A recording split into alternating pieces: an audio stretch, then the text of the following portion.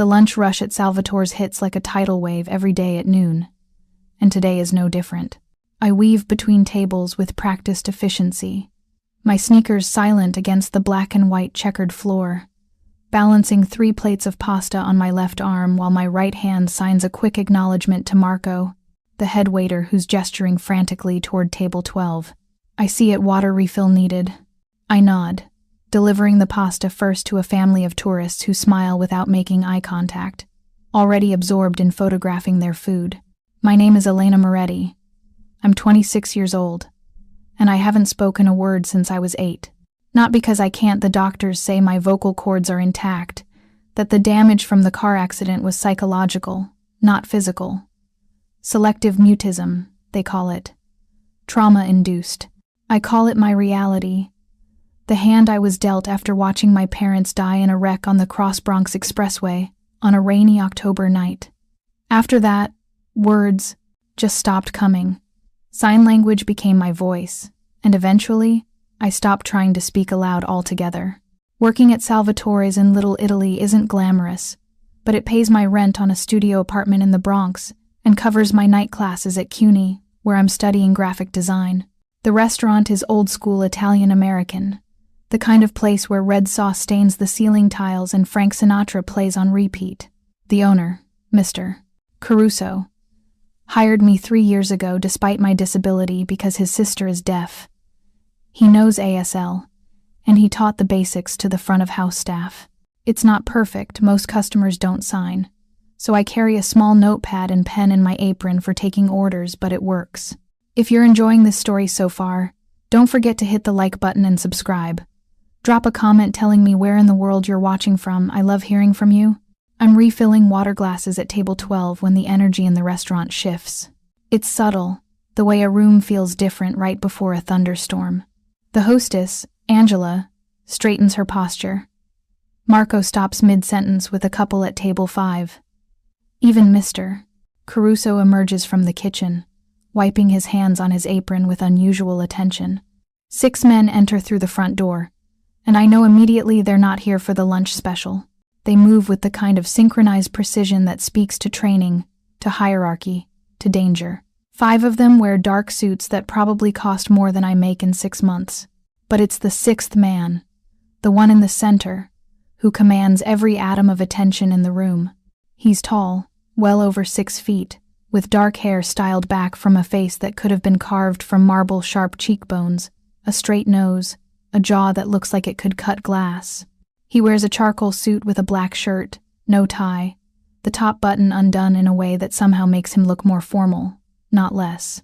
His eyes are dark, nearly black, and they sweep the restaurant with the practiced assessment of someone who catalogs exits and threats before he even thinks about sitting down.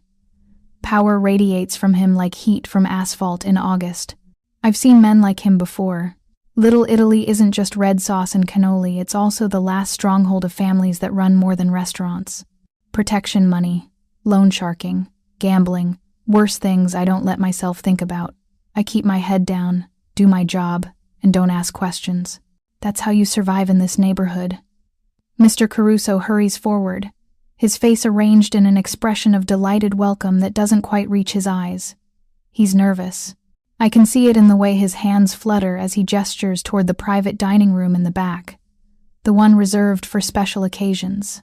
The man in the charcoal suit, clearly the one in charge, nods once, and his entourage follows Mr. Caruso toward the back. But as he passes my station, his eyes land on me, for just a fraction of a second. It's like being caught in the crosshairs of something predatory and intelligent. Then he's past, disappearing into the private room, and I release a breath I didn't know I was holding.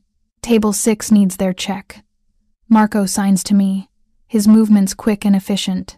He's gotten good at ASL over the years, though his grammar is still rough.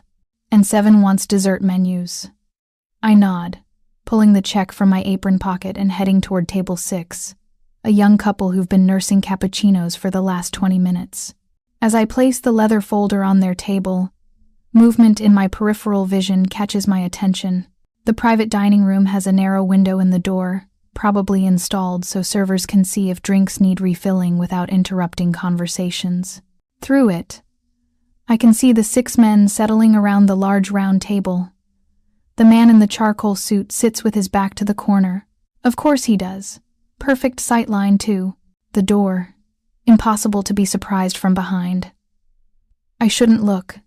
I know I shouldn't. But there's something magnetic about the scene. About him. Then I see something that freezes the blood in my veins. Table 6 in the main dining room, not the private room. The regular section seats an older man I've never seen before. He's been sitting there for maybe 10 minutes. Ordered a coffee. Hasn't touched it. That alone isn't unusual. But the way his hand keeps dipping into the messenger bag at his feet is... the way sweat beads on his forehead despite the air conditioning. The way his eyes keep flicking toward the private dining room and then to his watch. And the way his lips move in what looks like a countdown. My heart starts to pound. I've lived in New York my whole life. I was 6 when the Twin Towers fell. Every New Yorker has a sixth sense for wrong, for danger, for the moment before everything goes to hell. I move closer to table 6, pretending to clear an empty table nearby. The man's hands are trembling as he reaches into the bag again. This time, I see it a glimpse of wires, of a small digital display counting down. 14 minutes, 37 seconds. Oh God, bomb. The word screams through my head even though my voice can't scream it aloud. There's a bomb under table 6, and in 14 minutes, everyone in this restaurant is going to die. My first instinct is to run, to grab my coat and flee into the street and keep running until my lungs give out. But there are 40 people in this dining room.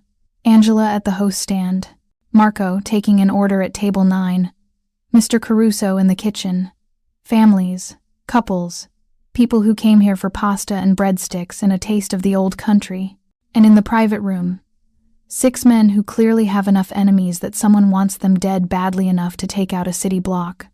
I can't scream. I can't shout a warning. Even if I could, what would I say? What would happen? Panic. Stampede.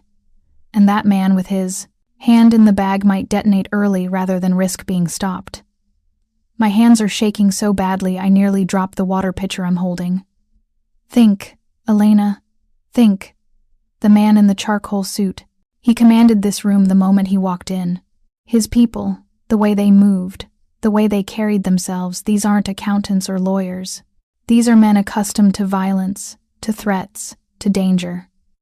If anyone can handle this, it's him. But how do I tell him? I can't exactly knock on the private room door and hand him a note that says, "There's a bomb in the dining room."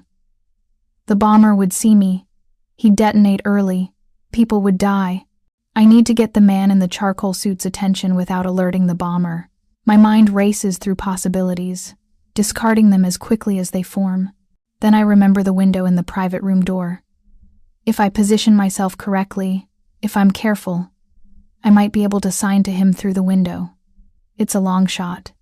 He probably doesn't. No ASL. Why would he? But it's the only shot I have.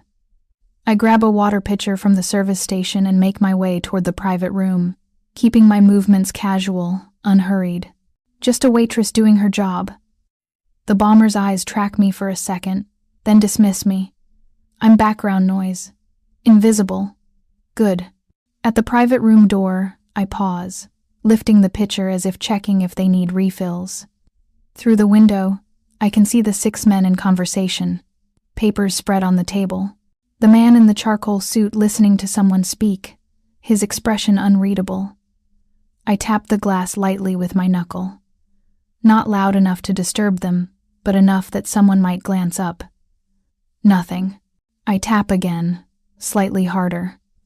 One of the men, younger, with slicked back hair and a scar on his cheek, looks up, annoyed. He starts to wave me away, but the man in the charcoal suit's eyes shift to the window, to me, and lock on. For a heartbeat, we just stare at each other through the glass. His expression doesn't change, but I see his posture shift, a subtle straightening, as if every sense has suddenly focused on me with laser precision. I lift my hands carefully, deliberately, where he can see them through the window. My right hand forms a fist, thumb extended the letter A in ASL. Then I bring my hands together, fingers interlaced, and pull them apart sharply. Bomb. His eyes narrow. I point, 2 fingers extended, toward the main dining room. Then I sign the number 6, 3 fingers on each hand coming together. Table 6. His face remains a mask, but something changes in his eyes. A sharpening, a deadly focus. I hold up my hand, 2 fingers extended, and tap my wrist where a watch would be. Then I sign the number 2, followed by the sign for minute index finger of my right hand, tapping the palm of my left. 2 minutes. That's wrong. It's actually 14 minutes, but I don't have time for a complicated explanation. I need him to understand the urgency, the immediacy. For 3 seconds that feel like 3 hours, he stares at me through the window. I can see him processing, calculating, deciding whether I'm crazy, whether this is real, whether he can afford to ignore me. Then he stands, not rushed, not panicked, just a smooth, controlled rise from his chair that somehow conveys absolute authority. The other men at the table immediately stop talking, their attention snapping to him like marionettes whose strings have been pulled. He says something I can't hear through the door. Whatever it is, the effect is instantaneous. The 5 men stand, hands moving to their waistbands in a synchronized motion that makes my stomach drop. Guns. They're all armed. The man in the charcoal suit moves to the door, opening it with controlled precision. Up close, he's even more imposing, at least 6'3", broad shoulders, and those dark eyes that seem to see straight through to my bones. "Show me," he says. His voice is deep, accented with something I can't quite place. Italian, maybe, but smoothed by years in America. Slowly. I nod, my hands trembling as I set down the water pitcher. I point toward table 6, where the older man still sits, his hand in the bag, his face pale and sweating. The man in the charcoal suit's eyes follow my gesture. He's silent for a moment, assessing. Then he looks back at me, and I see the question in his expression. I sign again, carefully, making sure he can see each movement. Bomb, bag, under table, timer. He watches my hands with absolute focus, and I realize with a jolt that he understands. Not fluent, maybe, but enough. Enough to know what I'm telling him. "How long?" he asks quietly. I pull out my phone, type quickly. Saw timer. 14 minutes when I looked. Maybe 12 now. He reads it, his jaw tightening almost imperceptibly. Then he turns to the man with the scar, says something in rapid Italian that I can't follow. The scarred man nods, pulls out his phone, and steps away, speaking, urgently, into it. The man in the charcoal suit looks back at me. "Your name?" I hesitate, then sign. Elena, fingerspelling each letter. "Elena," he repeats, pronouncing it correctly, with the emphasis on the second syllable. "I'm Dante. You're going to walk back to the kitchen. Tell everyone there to leave through the back exit. Quietly. No alarm. No running. Understand?" I nod. "Good." His eyes hold mine. "You saved lives today. All of them. Mine included." Then he's moving, gesturing to his men with small, precise hand signals. They fan out through the dining room, positioning themselves with the casual efficiency of people who've done this 1,000 times. I hurry toward the kitchen, my heart hammering against my ribs. "Mr." Caruso looks up from the grill as I enter, his expression confused. I pull out my notepad, scrawl quickly. "Emergency. Everyone out back door now. Don't ask questions.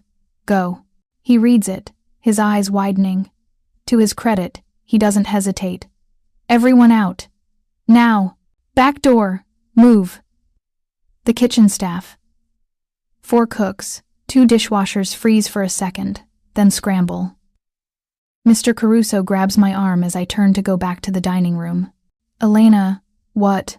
I shake my head, pull free, and push back through the swinging door. The main dining room is in controlled chaos. Dante's men are at each table, speaking in low, calm voices, gesturing toward the exits. Most customers are confused but compliant, gathering their things and moving toward the door. A few are resistant, demanding to know what's happening. But Dante's men are persuasive in a way that doesn't require raised voices. I see Angela shepherding a family with 2 small children toward the front exit, her face pale but determined. And I see Dante, standing 15 feet from table 6, his body language casual, as if he's just having a conversation with the older man who sits there, hand still in the bag. I can't hear what he's saying, but I can see the bomber's face, the fear, the desperation, the zealotry. This is someone who believes in what he's doing, who's willing to die for it. The dining room is nearly empty now. Maybe 90 seconds since I signed the warning. The last few customers are filtering out, glancing back nervously but moving. Dante says something to the bomber. The older man shakes his head violently, his hand moving in the bag, and then everything happens at once. Dante lunges forward with speed that seems impossible for someone his size. His hand clamps down on the bomber's wrist, yanking it from the bag. The bomber screams, struggling, but Dante is immovable, his grip iron. The scarred man appears at Dante's side, reaching into the bag himself. He pulls out a device wires, a digital display showing 0:47 seconds. A series of blocks that must be explosives. 47 seconds. The scarred man's hands move with practiced precision, pulling a knife from his pocket and cutting wires. The bomber is sobbing now, still struggling in Dante's grip, but it's useless. Dante might as well be made of stone. 0:32. I should run. I should be out the door, down the street, anywhere but here. But my feet won't move. I'm frozen, watching as the scarred man works, his face a mask of concentration. 0:18. Luca, Dante says quietly. It's not a question, not a demand, just a statement. A name. Almost. Luca, the scarred man, responds, his accent thicker than Dante's. Almost. 09. The numbers blur. 08. 07. The world seems to slow down. 06. Luca cuts one more wire. The display goes dark. For 5 full seconds, nobody moves. Nobody breathes. Then Luca lets out a shaky laugh, setting the now dead bomb on the table. Cristo, too close. Dante releases the bomber, who collapses back into his chair, sobbing openly. 2 of Dante's men appear from nowhere, hauling the older man to his feet and dragging him toward the back of the restaurant. Dante turns, his eyes scanning the empty dining room, landing on me. I'm still standing by the kitchen door, my hands pressed against my mouth, tears streaming down my face. I didn't realize I was crying. He crosses the distance between us in long strides, and before I can step back, he's in front of me, his hands gently gripping my shoulders. Breathe, he says quietly. It's over. You're safe. I'm shaking so hard my teeth chatter. The adrenaline crash hits like a freight train, and my knees buckle. Dante catches me, one arm sliding around my waist, holding me upright. I've got you, he murmurs. Elena, I've got you. His suit smells like expensive cologne and something else, gunpowder. Maybe. He's warm, solid, real in a moment when reality feels like it's tilting sideways. Sirens wail in the distance, growing closer. Police, Luca says from behind Dante. We need to go. Not yet.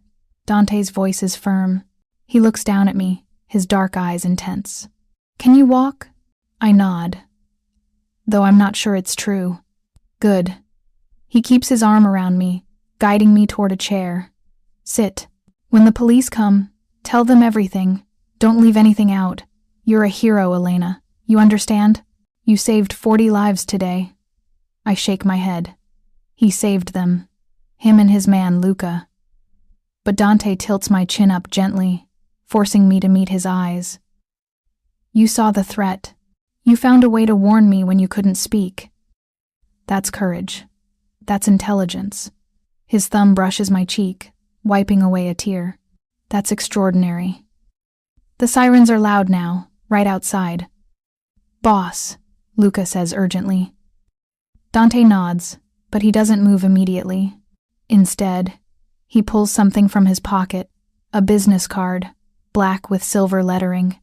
He presses it into my hand, closing my fingers around it. "When you're ready," he says quietly, "call me, day or night, anything you need." Anything at all. Then he's gone. Him and his 5 men disappearing through the back exit seconds before the front door bursts open and NYPD floods in, guns drawn, shouting commands. I sit in the chair Dante put me in, my hand clutching his card, and I start to laugh. Or cry. Maybe both. Because I just survived a bombing, and I think I might have just met the most dangerous man in New York. The police interview takes 3 hours.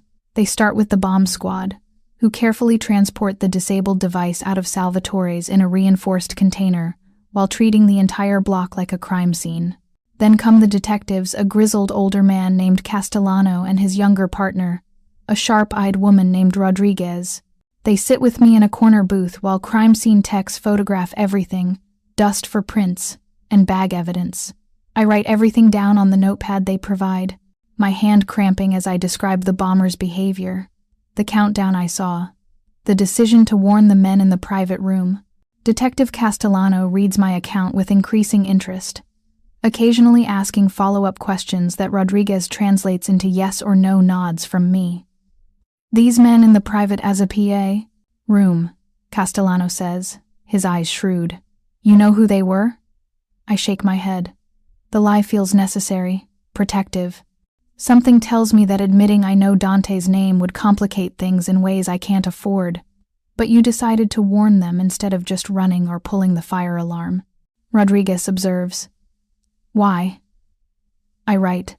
"Bomber was watching. If I pulled alarm or ran, he might have detonated early. The man in the suit, their leader, he looked like someone who could handle it." I was right. Castellano exchanges a glance with Rodriguez. Something passes between them, some shared knowledge they're not voicing. "You did good, kid," Castellano finally says, handing back my notepad. "Real good. 43 people were in this restaurant. You saved all of them. 43. The number sits heavy in my chest. They take my contact information, tell me I'll need to come to the precinct to give a formal statement, possibly testify if they catch whoever sent the bomber. Then, finally, they let me go. It's nearly 7 p.m. when I stumble out of Salvatore's into the cool November air. The street is still blocked off. News vans parked at both ends of the barricade. Reporters doing stand-ups with the restaurant's distinctive green awning in the background. I pull my coat tighter and keep my head down, slipping past the crowd before anyone can recognize me as a witness. My apartment in the Bronx is a 45-minute subway ride that feels like it takes days. I sit in the corner of the train car, staring at nothing, my mind replaying the afternoon in an endless loop, the timer counting down, Dante's eyes locking onto mine through the window. The moment Luca cut the final wire with 6 seconds left. 6 seconds. I could have died today. Should have died, maybe, if I'd made different choices. If I'd run instead of warning Dante. If Dante hadn't believed me. If Luca had been 1 second slower. My hands start shaking again. I press them between my knees, breathing slowly through. My nose the way my therapist taught me years ago. In for 4 counts. Hold for 4. Out for 4. It doesn't help much. At my apartment building, Mrs. Chen from 3B is checking her mailbox. She signs a greeting she learned basic ASL after I moved in 3 years ago. Said it reminded her of her grandmother who was deaf. I manage a weak smile and sign back, then climb the 3 flights to my studio. Inside, I lock the door, slide the chain, and lean against it, finally letting myself fall apart. The tears come hard and fast, my whole body shaking with sobs I can't voice. I slide down to the floor, hugging my knees, crying for the fear I couldn't show in front of the police, for the 43 lives that almost ended, for the casual way Dante's men carried guns like it was nothing, for the bomber's desperate, zealous eyes. I cry until I'm empty, until my head throbs and my eyes burn. Then I drag myself to the bathroom, splash cold water on my face, and catch sight of myself in the mirror. I look like hell. hair disheveled, eyes red and swollen. A coffee stain on my work shirt I didn't even notice getting. And clutched in my right hand, slightly crumpled from my death grip, is Dante's business card. I smooth it out on the edge of the sink. It's heavy cardstock, expensive, with embossed silver lettering. Dante Caruso Private Acquisitions. A phone number. Nothing else. Caruso. Like Mr. Caruso, the owner of Salvatore's. Related? It would explain how Dante knew about the private dining room, why Mr. Caruso was so nervous when Dante arrived. I turned the card over. On the back, in small handwritten script, anything you need. DI should throw it away. Men like Dante, men who carry guns and disarm bombs and make other men shake with fear, aren't people I should know, aren't people I should call. Instead, I tuck the card into my wallet, behind my driver's license where I'll see it every time I open it, just in case. Sleep doesn't come easy that night. I doze fitfully, jerking awake, every hour from dreams of countdowns and explosions. At 3 a.m., I give up and make tea, sitting by my window and watching the street below. A bodega on the corner is still open, its neon sign flickering. A homeless man pushes a shopping cart full of cans past the building. Normal Bronx night sounds: distant sirens, car alarms, someone's bass thumping through thin walls. My phone buzzes. A text from Mr. Caruso. Restaurant closed until further notice. We'll call when we reopen. You okay? I text back. I'm fine. Let me know when you need me. Another buzz, this time from a number I don't recognize. This is Detective Rodriguez. Wanted to check in.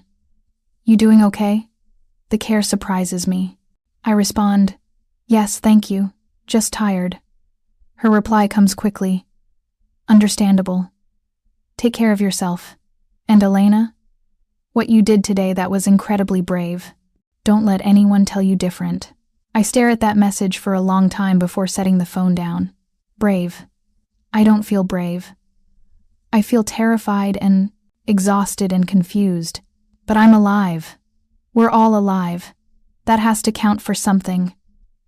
If you're hooked on this story, make sure to subscribe and turn on notifications so you never miss an upload. Your support means everything and helps me bring you more emotional stories like this one. By morning, the story has hit the news. I watch it on my laptop while forcing down toast I don't really want. A bombing attempt in Little Italy was foiled yesterday when an observant waitress noticed suspicious behavior and alerted restaurant patrons. Police have identified the would-be bomber as Thomas Brennan, 62, a former accountant with alleged ties to anti-organized crime activists. Sources say Brennan was targeting members of the Caruso crime family, one of the last remaining mafia organizations operating in New York. Caruso crime family.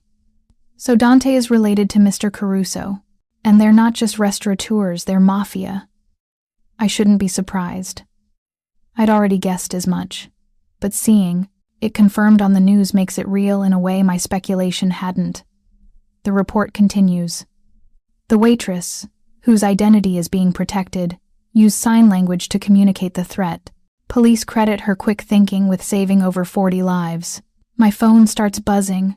Texts from coworkers, from classmates at CUNY, from my landlord's daughter who saw the report and put 2 and 2 together. I ignore them all except one from Angela, the hostess from Salvatore's. Oh my God, Elena, are you okay?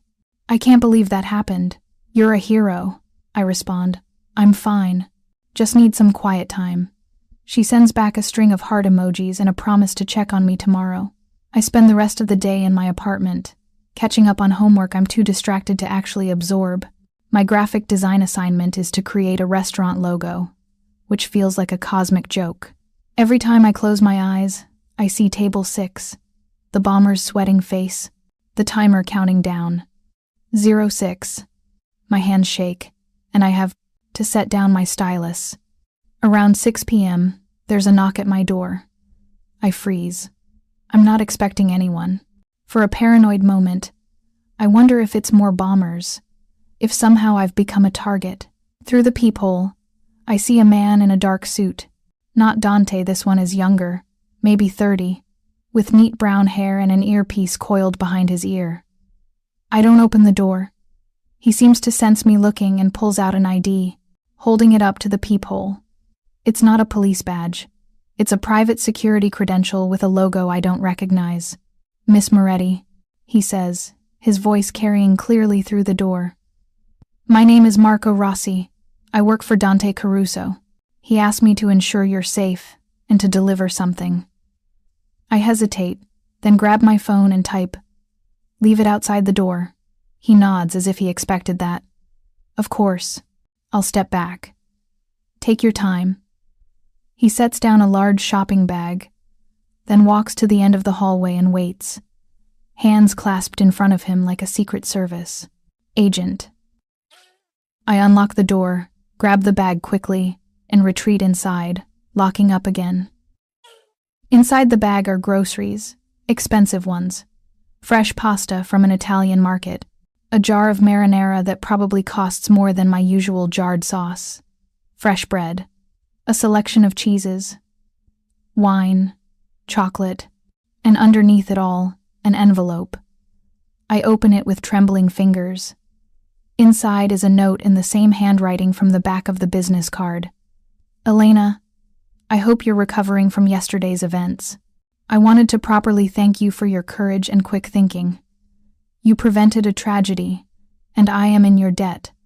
I've taken the liberty of arranging for security outside your building. I know this may seem excessive, but Thomas Brennan had accomplices who remain at large. Until they're apprehended, I would feel better knowing you're protected. The man who delivered this is Marco. He and his partner will be working in shifts. They won't intrude on your privacy, but they're there if you need anything. I meant what I said. Anything you need, day or night, call me. Respectfully, Dante. I read it 3 times, my emotions warring between gratitude and unease. He's assigned me bodyguards, without asking, without my permission. But the note isn't demanding or presumptuous. It's courteous, concerned, even.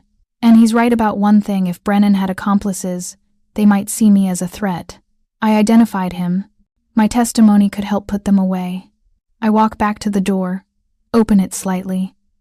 Marco is still at the end of the hallway, patient and still. I type on my phone and hold it up. How long will you be here? He walks closer, reading the screen. As long as necessary, Miss Moretti. Mr. Caruso takes threats to his associates very seriously. I'm not his associate. Marco's expression doesn't change, but something like amusement flickers in his eyes. Mr. Caruso considers anyone under his protection to be under his responsibility. That includes you. I didn't ask for protection. No, ma'am. But you have it nonetheless. He's polite but firm. We won't disturb you. Most of the time you won't even know we're here. I want to argue.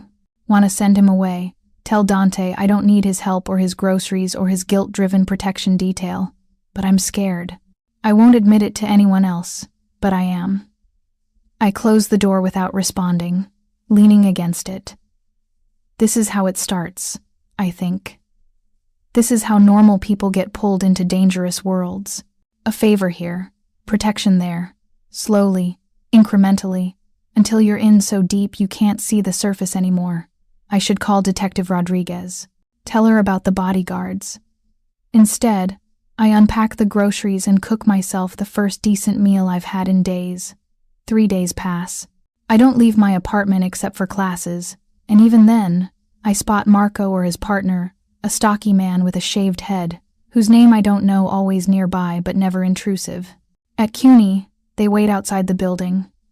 On the subway, they're in the next car. Walking home, they're half a block behind. It should feel suffocating. Instead, it feels safe. On the 4th day, Mr. Caruso calls. The restaurant is reopening tomorrow. Can I come back to work? Part of me wants to say no. Wants to quit. Find a job somewhere anonymous where bombs don't get planted under tables. But I need the money, and hiding won't change what happened. I text back. I'll be there. My first shift back at Salvatore's is surreal. The restaurant has been deep cleaned. The table where Brennan sat replaced with a new one. There's no evidence that anything happened here except the way customers whisper and point. Having seen the news coverage, Mr. Caruso pulls me aside before the lunch rush. He's an older man, late 60s, with kind eyes and calloused hands from decades in kitchens. "Elena," he signs, his movements careful. "You okay?" I nod. "My nephew wanted me to thank you," he continues, speaking aloud while signing key words. "You saved his life. Mine too. Nephew. So, Dante is his nephew, not his son." He feels responsible. "Mr. Caruso says, for putting you in danger, for what almost happened." I shake my head firmly, signing. "Not his fault. Bomber's fault." Mr. Caruso smiles sadly. "That's generous. But in our world, responsibility isn't always about fault. It's about family, and Dante takes care of family. The implication hangs between us. Dante considers me family now, whether I want it or not. "If you need anything," Mr. Caruso adds, "anything at all, you tell me, or you tell him. Capiche?" I nod, not trusting myself to respond. The shift is busy enough to keep me distracted. Regulars welcome me back. A few customers recognize me from the news coverage and leave generous tips. Angela hugs me 3 times, crying each time. It's almost closing when the front door opens and Dante walks in. He's alone this time, no entourage, wearing dark jeans and a black sweater that somehow makes him look more dangerous than the suits do. His eyes find me immediately, tracking me as I finish clearing a table. Mr. Caruso greets him warmly, embracing him, speaking rapid Italian I can only partially follow. Dante responds, but his attention keeps drifting back to me. Finally, Mr. Caruso gestures toward the back office and disappears, leaving Dante and me alone in the dining room. The last customers have left. Marco and Angela are in the kitchen, giving us privacy. Dante approaches slowly, hands in his pockets, his expression unreadable. "Elena," he says quietly. "May I sit?" I nod, gesturing to a nearby booth. He slides in on one side. I take the other, my notepad ready. "I wanted to check on you in person," he begins. "Make sure you're really okay." I write, "I'm fine. Thank you for the groceries and the security." He reads it, nods. "You're welcome. Marco says you've been going to classes. Good. Routine helps after trauma. You sound like you know from experience." A ghost of a smile touches his lips. "I do." We sit in silence for a moment. Then Dante leans forward, his forearms on the table, his eyes intense on mine. "I need to be honest with you about something," he says. "Brennan wasn't working alone. We've identified 3 accomplices. The police have 2 of them, but one is still missing. A man named Victor Cross." My heart rate accelerates. I write, "Am I in danger?" "I don't believe so," Dante says carefully. "Cross's target was me and my associates. You were a bystander who happened to interfere. But," he hesitates, "in my world, witnesses can become targets if they're seen as liabilities. So the bodyguards aren't just a courtesy. No." His eyes don't waver. "They're a necessity. At least until Cross is apprehended. I should be angry. Angry that his world has bled into mine. That I'm now a potential target because I did the right thing. But when I look at Dante, all I see is genuine concern. This isn't manipulation or control. It's protection born of responsibility." I write, "How long?" "Cross is good at hiding, but he's not that good. My people are looking. So are the police. I'd say a week, maybe 2, before he surfaces." "And then?" "And then you go back to your normal life," Dante says simply. "The bodyguards leave. You never hear from me again unless you want to." Something in my chest tightens at those words. Unless I want to. I write before I can second-guess myself. What if I want to hear from you? Dante goes very still. His eyes search mine, looking for something: doubt, fear, insincerity. "Then I would be happy to hear from you," he says finally. his voice low. Very happy. The air between us feels charged, electric. I'm acutely aware of how close we are, of the way his gaze drops briefly to my lips before returning to my eyes. This is dangerous. He's dangerous. Everything about him screams warning the guns his men carry, the way people fear him, the bomb that was meant to kill him.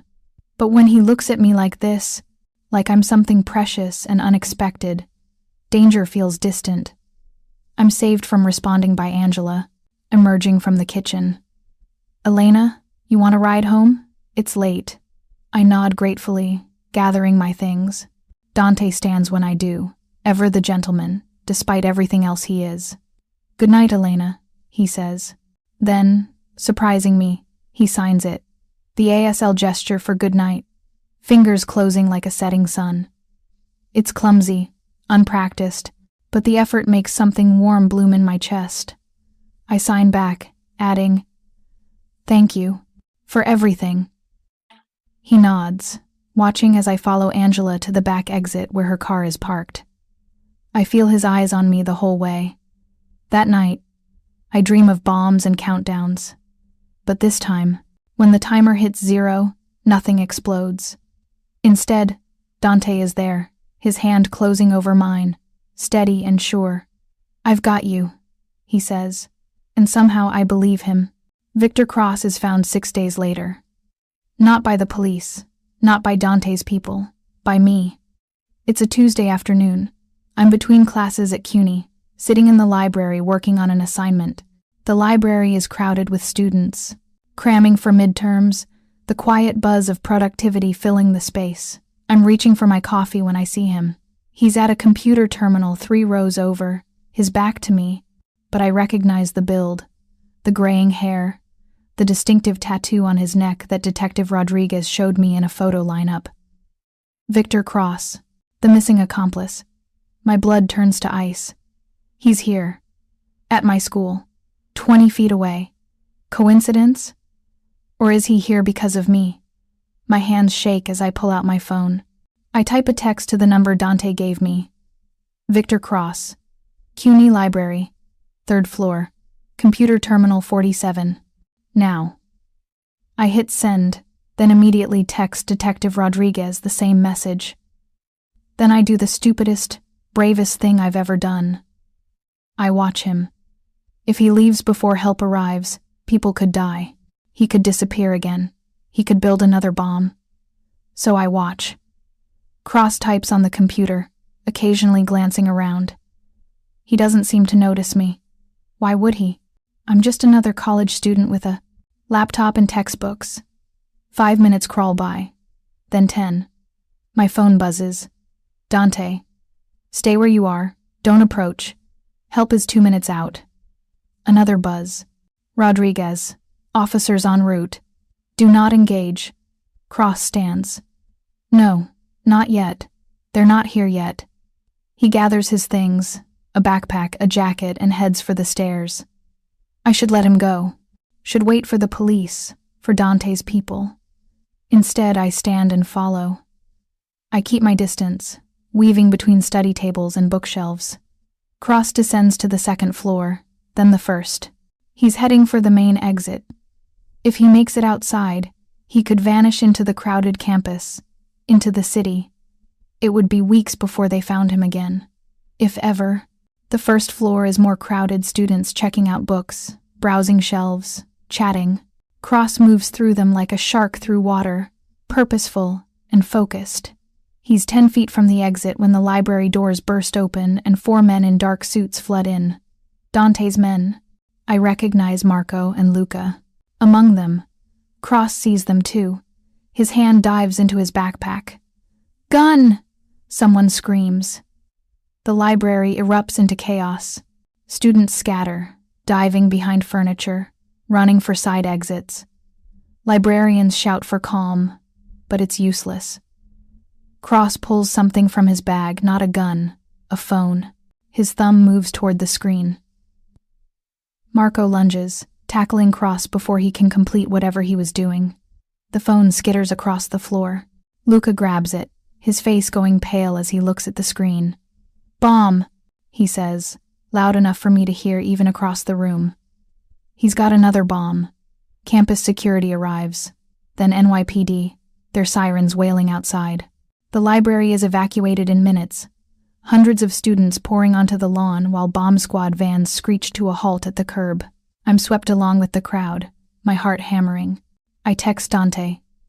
Are you here? His response is immediate. North side of the building. Black SUV. I push through the crowd, spotting the vehicle. The back door opens, and Dante steps out, his expression thunderous. Elena, he says, and there's something raw in his voice. Get in the car. It's not a request. I should argue. Should tell him I'm fine. I don't need rescuing.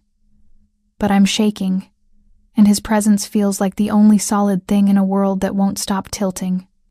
I get in the car. Dante slides in beside me, the door closing with a heavy thunk that shuts out the chaos outside. Did he hurt you?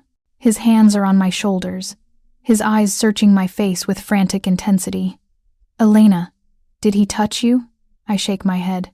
He was there because of you, Dante says, and I've never heard him sound like this angry. Yes, but also afraid. He found out where you go to school. He was watching you, waiting for an opportunity. I pull out my phone, type with shaking fingers. Another bomb? In his apartment in Queens. Remote detonator on his phone. Dante's jaw clenches. If Marco hadn't stopped him, if Luca hadn't grabbed that phone, he would have killed dozens of people. Students. Kids. My stomach turns. I almost throw up right there in his expensive car. You followed him, Dante continues, and now there's something else in his voice. You saw him, and instead of running, you followed him. I texted you first. You still followed him. His hands tighten on my shoulders, not painfully, but with desperate emphasis.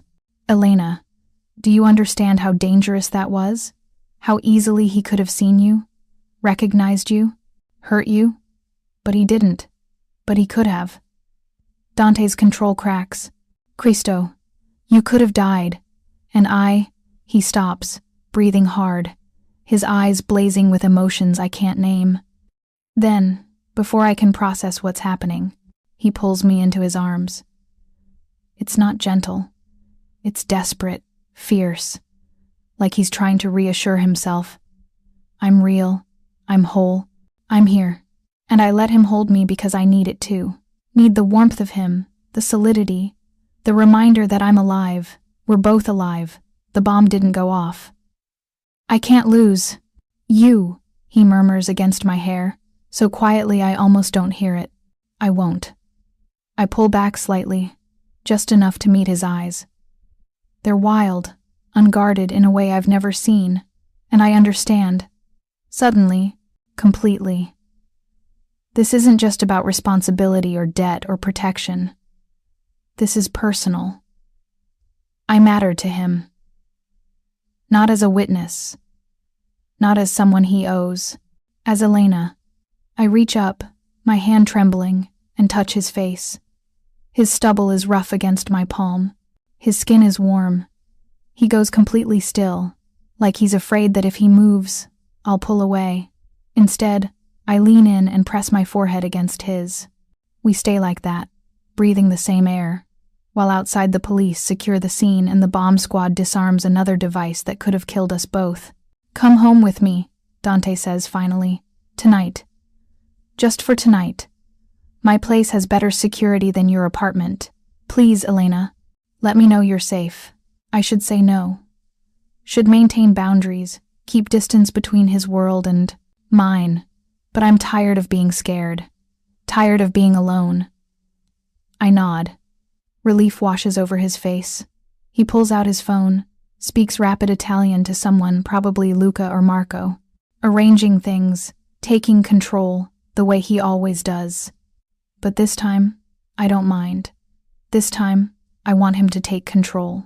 Because for the first time since my parents died, I don't want to be alone. Dante's home isn't what I expected. I anticipated something cold and modern, all glass and steel and expensive minimalism. Instead, the SUV pulls up to a historic brownstone in Brooklyn Heights. The kind of building with ivy climbing the brick facade and original gas lamps flanking a glossy black door. "We're here," Dante says softly, as if afraid to startle me. I haven't said anything, haven't typed anything since we left campus. I've just sat in the back of the SUV with Dante's arm around me, watching the city slide past through tinted windows, while my mind replays the afternoon in fragmented loops. Crosses, tattoo, the backpack, the phone, Marco's tackle, bomb. Dante helps me out of the car, his hand steady at my elbow. Marco and another bodyguard I don't recognize flank us as we climb the stairs to the front door. Inside, the entryway is warm, dark wood floors, a chandelier that casts golden light, art on the walls that looks old and expensive. A woman appears from a side room, older, maybe 60, with silver hair pulled into a neat bun and kind eyes that widen when she sees me. "Signor," she says to Dante, then switches to English. "You didn't mention a guest." "Last minute, Rosa." Dante's hand moves to the small of my back, a gesture that's becoming familiar. "This is Elena Moretti. Elena, this is Rosa. She manages the house." Rosa's eyes sharpen with recognition. "The young woman from the restaurant. The one who—" She stops herself, but the implication is clear. "The one who saved his life." I manage a small nod. "She's had a difficult day," Dante continues. "Can you prepare the guest? Sweet? And perhaps something light to eat? She hasn't had dinner." "Of course." Rosa's expression softens with immediate concern. "Miss Moretti, welcome. Anything you need, you just ask." She disappears up the stairs with surprising speed for her age, leaving me alone with Dante in the entryway. Well, alone except for Marco, who positions himself by the front door with the practiced invisibility of professional security. "Come," Dante says, guiding me toward a room off the main hallway. It's a study, or maybe a library, floor-to-ceiling bookshelves on 3 walls, a fireplace with a fire already burning low in the grate, leather furniture that looks both antique and comfortable. Dante gestures to a sofa near the fire, and I sink into it, the adrenaline crash hitting me fully, now that I'm somewhere safe. Dante sits beside me, not touching but close enough that I can feel his warmth. For a long moment, we just sit in silence, broken only by the crackling fire and the distant sounds of Rosa, moving around upstairs. Then Dante speaks, his voice low and careful. "You don't have to stay. If you'd rather go home, I'll have Marco drive you. But He pauses, choosing words with unusual care. "I would sleep better knowing you were here, where I can protect you." I pull out my phone, type. "I want to stay." Relief flickers across his face. He reaches for my hand, his fingers interlacing with mine. His hands are large, calloused in places that suggest he's done more physical work than his suits would imply. "Tell me what you need," he says. I type with my free hand. "To understand. Why me? Why do you care so much?" Dante is quiet for so long I think he won't answer. Then he sighs, running his other hand through his dark hair, disheveling it in a way that makes him look younger, more human. "My sister was deaf," he says finally. "Alessandra. Born profoundly deaf. My parents learned sign language for her, taught me and my brother. She was—" His voice catches. "She was the best of us. Kind, funny, smart as hell." Was, past tense. I squeeze his hand gently, a question. "She died 12 years ago," Dante continues, his eyes distant. "Car accident. Drunk driver ran a red light. She was 23. My heart clenches. I type, "I'm so sorry. I was supposed to pick her up that night," he says, and there's old pain in his voice, weathered but still sharp. "But I had business. Always business. So she took a cab instead." He looks at me. I've spent 12 years wondering if things would be different if I'd just been there. I understand suddenly why he reacted so strongly when I signed through the window. Why he's been so protective. Why he looks at me with such intensity. I remind him of her. The realization should sting, should make me feel like a substitute, a ghost. But when I meet his eyes, I don't see someone looking for a replacement. I see someone who recognizes in me something precious that he lost. Someone determined not to lose it again. I type, "I'm not her." I know. His thumb brushes across my knuckles. "You're you, brave and clever and stubborn. A ghost of a smile. Alessandra would have liked you. Would have told me I'm being overprotective and controlling. Are you? Probably." He doesn't deny it. "But I won't apologize for keeping you safe, even though your world is what put me in danger in the first place." The words are harsh, but they need to be said. Dante flinches slightly, but he doesn't look away. "Yes," he admits, "even though. Elena, I can't change who I am or what I do. My family's business, it's complicated. Some of it is legitimate, restaurants, real estate, construction. But some of it," he trails off, "some of it exists in gray areas. And some of it is black as midnight." "Like what?" He studies me for a long moment, clearly weighing how much truth I can handle. Then he makes a decision. Protection services for businesses in certain neighborhoods, gambling operations, loan sharking, though we don't break legs anymore, bad for business and worse for PR. His mouth twists. Transportation and logistics for goods people would rather customs didn't inspect too closely. Information brokering, dispute resolution. Each revelation is delivered calmly, matter-of-factly, and each one settles in my stomach like a stone. I type, "You're a criminal." By legal definition, yes. He doesn't flinch from it. By my own definition, I'm a businessman operating in markets the law doesn't want to acknowledge exist but can't eliminate. The world isn't black and white, Elena. It's 1,000 shades of gray, and I live in several of them. And the people who tried to kill you? They think you're worth bombing? They think I'm competition, or a threat to their self-righteous crusade against organized crime. His voice hardens. Thomas Brennan worked for Victor Cross's brother, who I had arrested 3 years ago for human trafficking, not gambling or protection trafficking. Children. He looks at me. Some crimes I won't tolerate, even in my world. When I found out what Marcus Cross was doing, I handed everything I had to the FBI. He got 25 to life. So Victor wanted revenge. Yes, and he nearly got it, until you stopped him. Dante's grip on my hand tightens. "You've saved my life twice now, Elena. Once at the restaurant, once today when you followed Cross and kept him from escaping. That's not a debt I take lightly." I pull my hand free, needing distance to think. I stand and walk to the fireplace, staring into the flames. This is the moment, the choice. I can leave, go back to my normal life, my safe life. Dante will let me go. I know he will. He'll keep the bodyguards in place until the threat is truly neutralized, but he won't force me to stay in his orbit, or I can stay. Except that this man, this beautiful, dangerous, complicated man has somehow become important to me in the span of a week. Except that his world is dark, and that stepping into it will change me irrevocably. Behind me, Dante rises.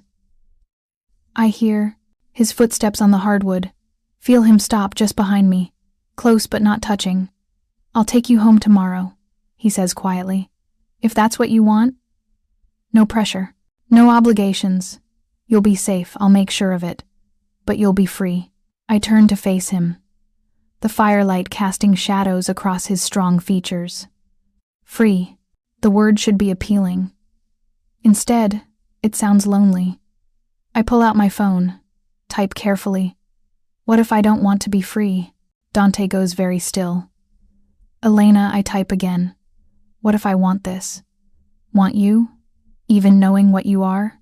You don't know what you're saying." But his eyes are blazing with something fierce and hopeful. "You're in shock. You've had a traumatic day.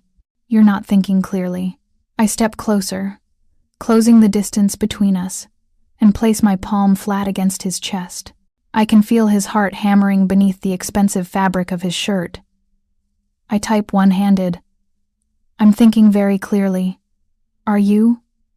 For a heartbeat, he just stares at me.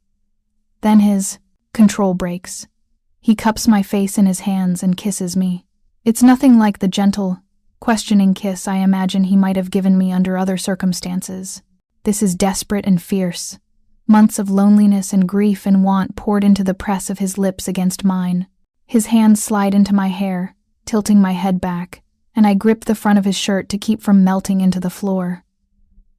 When we finally break apart, both breathing hard, his forehead rests against mine. Stay, he whispers. Not just tonight. Stay with me, Elena. Let me protect you. Let me... He stops, swallows. Let me care for you the way you deserve. I don't type a response. Instead, I kiss him again, softer this time, slower. An answer without words. He understands. Rosa has prepared a guest suite that's larger than my entire apartment. The bed is enormous, covered in what feels like Egyptian cotton. There's a bathroom with a soaking tub and a shower that has more jets than should be legal. A closet that echoes when I open it. I had some items brought over, Rosa says, gesturing to a dresser. Basic necessities. Signore Caruso mentioned your sizes. Of course he did. The man is thorough to the point of unnerving. Inside the dresser, I find pajamas, toiletries, even a few casual outfits in exactly my size. It should feel invasive. Instead, it feels like being cared for. Rosa leaves me to settle in, promising that breakfast will be ready whenever I wake. I shower, washing away the stress and fear of the day, then slip into the softest pajamas I've ever worn. I should sleep. It's nearly midnight, and I'm exhausted to my bones. Instead, I find myself wandering back downstairs. The house is quiet. Marco has been replaced by another guard whose name I don't know, stationed outside the front door. I can see him through the window, alert and watchful. Light spills from under the door of Dante's study. I knock softly. Come in, his voice calls. He's at his desk, jacket discarded, shirt sleeves, rolled up to reveal strong forearms. Paperwork is spread before him, but he sets it aside immediately when he sees me. Can't sleep? He asks. I shake my head, then type. Can we talk? Always. He stands, moving to the sofa where we sat earlier. I join him, curling into the corner with my feet tucked under me. For a while, we just exist together in comfortable silence. Then I start typing. Tell me about Alessandra. Dante's expression softens with old grief and older love. She was a force of nature, wanted to be a lawyer, fight for disability rights. She had this way of making everyone around her better just by existing. He smiles. She was also incredibly bossy. Used to terrorize me and Antonio when we were kids. Antonio? My older brother. He runs the family businesses in Chicago now. We don't see each other as much as we should. I type. And your parents? Dead. 10 years ago. Heart attack for my father. Cancer for my mother 6 months later. He looks at the fire. I became the head of the New York family at 28. Too young, too angry, too determined to prove myself. And now? Now I'm 39. Less angry but still determined. He looks at me. And for the first time in years, I want something for myself that isn't about business or family obligations. Me, you. The single word hangs in the air between us, heavy with meaning. I type, I'm scared. Good, Dante says, surprising me. You should be. What I'm offering you, it's not a fairy tale. Elena, it's complicated and sometimes dangerous and always morally ambiguous. There will be nights I can't tell you where I am or what I'm doing. There will be people who see you as a weakness to exploit. Your life will never be completely private again. That's a terrible sales pitch. He laughs, the sound genuine and warm. I know. But I won't lie to you. Not about this. What are you offering me? Dante reaches for my hand, his thumb tracing circles on my palm. Protection. Security. A place in my life if you want it. And, he hesitates, the chance to be seen. Really seen. The way you saw me when you signed through that window. Something in my chest cracks open at those words. To be seen. How long have I been invisible? The mute waitress. The disabled girl. The tragedy case. Dante sees me as Elena. Smart, brave, whole. I type. I want to try. This. Us. Whatever it is. It won't be easy, he warns. Nothing worth having ever is. He pulls me into his arms, and I let myself sink into his warmth. We sit like that for hours, talking in the language of touch and presence, until finally exhaustion wins and I drift off against his chest. The last thing I remember is his lips pressing against my hair and his whispered, "I've got you." The next 3 weeks pass in a blur of new normal. I still attend classes at CUNY, but now Marco or one of his team always accompanies me. I still work shifts at Salvatore's, but Dante often appears near closing time to walk me home, except home is now his brownstone, not my studio, in the Bronx. My apartment sits empty while I slowly move my things to Dante's house. Rosa welcomes each box with enthusiasm, helping me arrange my books on a shelf Dante had installed in my room, though I rarely sleep there anymore, choosing instead to fall asleep in Dante's arms most nights. We're taking things slowly in some ways, faster in others. He kisses me like I'm oxygen, holds my hand in public with quiet pride, introduces me to his people not as his girlfriend, not yet, but as someone important. Under his protection, I meet his inner circle. Luca, the scarred man who disarmed the bomb, is actually funny, with a dry wit, and a wife who makes the best tiramisu I've ever tasted. Marco becomes a friend as much as a bodyguard, learning more ASL so we can communicate without my phone. I meet Mr. Caruso's wife, Dante's Aunt Maria, who cries when she meets me and hugs me so tightly I can barely breathe. She insists I call her Zia and starts teaching me to make proper ragu on Sunday. Afternoons, my life becomes a strange hybrid, graphic design classes in the morning, family dinners with the Carusos in the evening, coffee with Angela between shifts, then coming home to a brownstone in Brooklyn Heights, where a man who terrifies half the city looks at me like I hung the moon. It's not perfect. There are hard moments, like when I overhear Dante on the phone speaking in code about a shipment, and I have to decide whether to ask what he's really talking about. I don't ask. Some things I'm not ready to know. Like when a rival family sends a message a dead rat left on Dante's doorstep, and I see the cold fury in his eyes when he disposes of it. Marco tells me later that Dante's response was proportional and final. I don't ask what that means either. Like when I wake from nightmares about bombs and countdowns, and Dante holds me while I shake, his voice low and steady in the darkness. You're safe. I'm here. You're safe. But there are beautiful moments too. Like when Dante surprises me with ASL lessons, sitting across from me at the kitchen table with a tutor, his large hands fumbling through signs but his concentration absolute. Like when he takes me to a gallery in Chelsea because I mentioned loving modern art, then buys my favorite piece, a massive abstract canvas that now hangs in the study where we spend our evenings. Like when Rosa conspires with me to make Dante's favorite childhood dish for his birthday, and the look on his face when he realizes what we've done makes my heart ache with affection. Like the first time he signs "I love you," the gesture clumsy but earnest, and waits with held breath for my response. I sign it back, and then I kiss him until we're both breathless. 6 weeks after the bombing attempt, Detective Rodriguez calls. I'm at CUNY, in the library, a different floor now. I can't go near the 3rd floor without anxiety spiking when my phone buzzes. Can you come to the precinct? Need you to look at something. I text. Dante immediately. Rodriguez wants me at precinct. Can Marco drive me? His response is instant. I'll take you myself. 20 minutes. True to his word, Dante pulls up to campus exactly 20 minutes later, in a sleek black sedan, Marco in the passenger seat. I slide into the back, and Dante immediately takes my hand, his expression concerned. Did she say what this is about? He asks.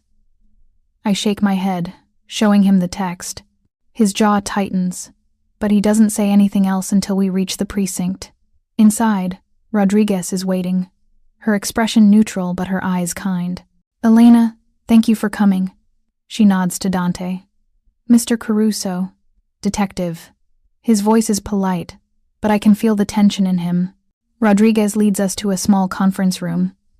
On the table is a laptop, its screen dark. We recovered Victor Cross's computer from his apartment, she explains. Found some interesting files, video surveillance from various locations around the city. She looks at me, including footage. Of you, Elena. From the weeks before the bombing attempt. My blood runs cold. He was stalking her, Dante says, his voice deadly quiet. Yes. Rodriguez opens the laptop, angles it so I can see. We think he identified you as a potential weakness after the restaurant incident. He'd been following you for at least 2 weeks before the library. The screen shows footage from security cameras, me walking to the subway, entering CUNY, buying coffee at a bodega near campus. Dozens of clips, each one a violation, each one proof that I'd been watched, cataloged, targeted. I feel sick. Dante's hand finds mine under the table, squeezing hard enough to ground me. We're showing you this, Rodriguez continues gently, because you deserve to know the extent of the threat, but also because it's over, Elena. Cross is in custody. His accomplices are in custody. The organization they were part of is disbanded. You're safe now. Safe. The word should bring relief. Instead, I feel numb. We'd like you to testify at Cross's trial, Rodriguez adds. Your testimony about seeing him at the library, about following him, it's crucial to proving premeditation and stalking charges on top of the terrorism charges. I nod slowly. I'll do it. I'll face him in court and make sure he never hurts anyone else. When? Dante asks. 6 months, give or take. These things take time. Rodriguez looks at me. You did good, Elena. You saved a lot of lives. Don't forget that. That night, I can't sleep. I lie in Dante's bed, our bed. Really. I've been sleeping here for weeks, staring at the ceiling while he sleeps beside me. One arm draped protectively across my waist, even in unconsciousness. Cross had been watching me, following me, planning, and I never knew. The thought spirals into worse thoughts. What if he'd succeeded? What if the library bomb had gone off? What if he'd grabbed me on the street, used me as leverage against Dante? My breathing quickens, panic rising in my chest like a flood. Dante stirs, instantly awake with the alertness of someone used to danger. Elena? What's wrong? I can't answer, can't reach for my phone to type. I can only shake, my chest tight, my vision narrowing. Panic attack. I haven't had one in years, but I recognize the signs. Dante sits up, pulling me into his lap, his arms banding around me.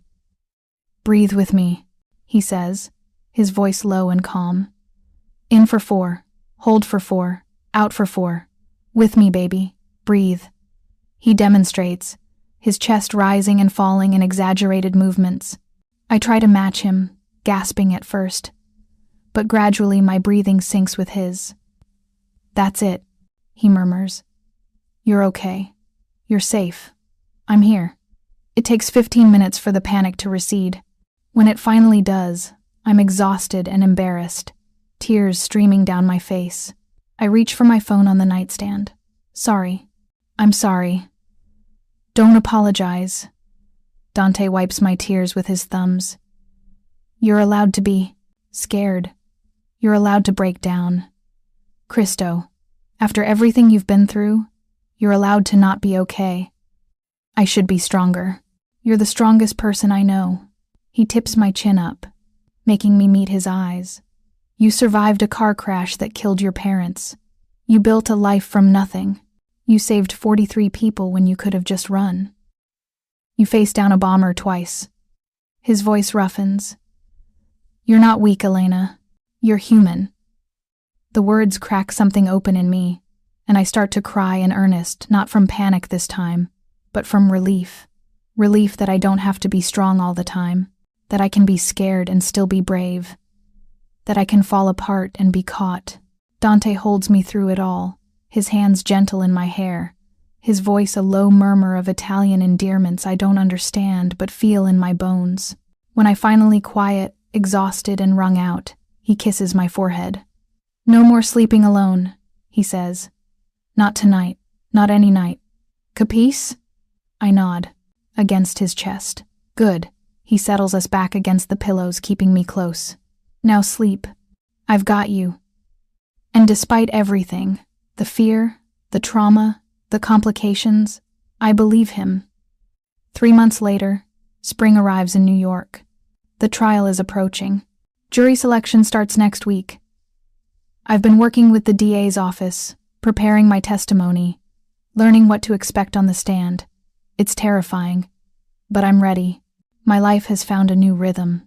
I finished my semester at CUNY with straight A's. Mr. Caruso offered me a promotion at Salvatore's assistant manager, with a raise that makes me blink. I accepted, but only part-time. The rest of my time goes to freelance graphic design work, building a portfolio, dreaming of eventually starting my own studio. Dante and I have settled into something that feels like forever. He proposed last month, not with fanfare or a public display, but quietly, in the study, after I showed him my final design project from school. "Marry me," he said, pulling a ring from his pocket. Not a question. A statement. A certainty. I signed yes before he could finish sliding the ring onto my finger. We're planning a small ceremony for the fall. Just family. Zia Maria is already crying about it. But today is something else. I'm meeting Antonio, Dante's brother, who's flying in from Chicago with his wife and 2 kids. Dante is nervous, which I've never seen before. He's pacing the living room while I sit on the sofa, amused. "Why are you nervous?" I sign. "Because he's my brother." Dante signs back, his ASL much improved but still accented. "And he's going to judge whether I'm treating you right." "Are you treating me right?" "I'm trying." He stops pacing, comes to kneel in front of me. "Am I treating you right?" I cup his face in my hands, leaning down to kiss him softly. Then I sign. "You treat me like I'm precious, like I matter, like I'm home." "You are," he whispers. "You're all of those things." The doorbell rings. Marco appears to answer it, and suddenly the house is full of noise, children's laughter, a woman's bright voice, a man's deep rumble that sounds remarkably like Dante's. Antonio is taller than Dante, broader, with laugh lines around his eyes and gray threading through his dark hair.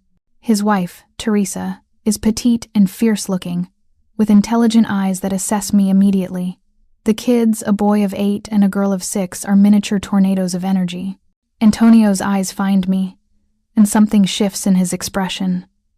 He crosses to me, and to my surprise he signs, "Elena, thank you for saving my brother's life." Tears spring to my eyes. I sign back. Family takes care of family. He pulls me into a hug that lifts me off my feet. "Welcome to the family, Sorella," he says. "Sister, dinner is chaos in the best way. The kids fascinate me, their boundless energy a stark contrast to my quiet world. The girl, Isabella, is learning ASL in school and signs enthusiastically, if incorrectly, making me laugh. Teresa corners me in the kitchen while we're preparing dessert. "I need to know," she says bluntly. "Are you sure about this? About him? About this life?" I appreciate her directness. I pull out my phone. I love him, and he loves me. Everything else, we'll figure out. She studies me for a long moment, then nods. Good, because he's been alone too long. Buried in work and grief. You brought him back to life. She squeezes my hand. Don't let him forget that. After dinner, after the kids are put to bed in the guest rooms, the 4 of us sit in the study. Antonio and Dante discuss business in low voices, while Teresa and I communicate through a mix of sign and texted conversations. At one point, I catch Dante watching me with such open adoration that my heart skips. Antonio notices too. He grins, slaps his brother on the shoulder, and says something in Italian that makes Dante flush. What did he say? I sign. Dante signs back, embarrassed. He said, I look at you like, you're the sun, do you? Yes. Later, when everyone has gone to bed, Dante and I stand on the back terrace, looking out at the Brooklyn skyline. His arms are around me from behind, his chin resting on top of my head. Thank you, he murmurs. I turn in his arms, questioning. For choosing this, he clarifies. For choosing me. I know it's not easy. I pull out my phone. Type. Nothing worth having ever is. You told me that once. He laughs softly. I did, didn't I? You were right. This us, it's worth every complication, every danger, every moment of fear. I look up at him, because you're worth it. His kiss is gentle, reverent, full of promises neither of us can voice but both of us feel. When we finally go inside, I pause at the threshold, looking back at the city lights. A year ago, I was invisible. A mute waitress serving pasta to tourists, barely scraping by, alone. Now I'm Elena Moretti, soon to be Elena Caruso, designer, survivor, the woman who saved a restaurant full of people by signing 3 words through a window, the woman who found love in the most unlikely place, the woman who learned that sometimes the most dangerous choice is also the right one. I turn to Dante, who's waiting patiently, his hand extended.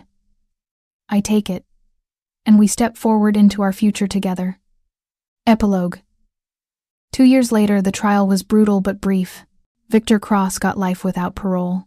I testified for 2 hours, Dante sitting in the gallery behind me the entire time, his presence a steady anchor.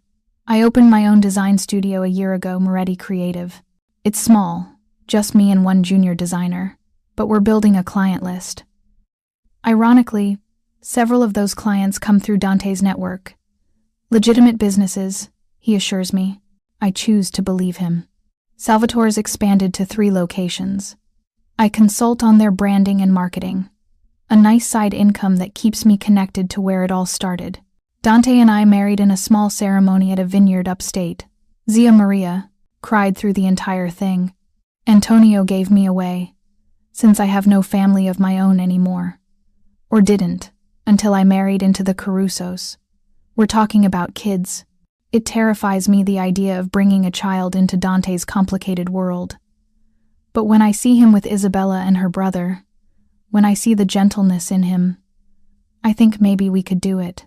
Maybe we could raise someone strong and kind in spite of, or perhaps because of, the gray areas we inhabit. I still have nightmares sometimes. Still have moments where I see a countdown in my head and panic seizes me. But I also have moments of perfect clarity. Like this morning, waking up in our bed with spring sunlight streaming through the windows and Dante's arm around my waist. Like the sound of Rosa singing in the kitchen while she makes breakfast. Like the text from Angela saying she got engaged and wants me to design her wedding invitations. My life isn't what I imagined it would be. It's better. Messier, more dangerous, more complicated, but infinitely more alive. I'm sitting in my studio, working on a logo design, when my phone buzzes. A text from Dante. Dinner tonight? 7 p.m.? I have something to ask you. I smile, type back.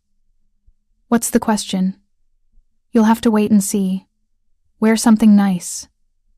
I'm taking you somewhere special. Anticipation curls in my stomach. With Dante, something special could mean anything from a Michelin-starred restaurant to a private concert to a quiet night at home with takeout and a movie. I don't care which it is. Because wherever he is, that's where I want to be. I type, I'll be ready. His response is immediate. I love you. 3 words, simple, true. I type back, I love you too. Then I return to my work, humming silently, the afternoon sun warm on my face and the future bright ahead of me. Because I answered a call in Italian. Because I signed 3 words through a window. Because I chose courage over safety. And because of all of that, I found home. Thank you so much for watching until the end. If you loved this story, check out the other videos on your screen now. I think you'll really enjoy them. And don't forget to subscribe if you haven't already. See you in the next story.